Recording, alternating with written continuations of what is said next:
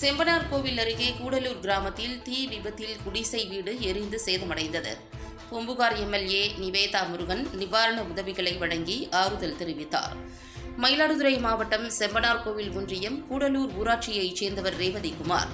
இவர்களது வீடு திடீரென தீ விபத்திற்கு உள்ளானது. தகவல் அறிந்த மயிலாடுதுறை மாவட்ட திமுக செயலாளரும் பூம்புகார் சட்டமன்ற உறுப்பினருமான நிவேதா முருகன் அங்கு நேரில் சென்று பார்வையிட்டு பாதிக்கப்பட்ட குடும்பத்தினருக்கு ஆறுதல் தெரிவித்து காய்கறிகள், அரிசி, புடவை, வேஷ்டி உள்ளிட்ட நிவாரணம் மற்றும் சொந்த நிதி ரூபாய் 5000 வழங்கினார்.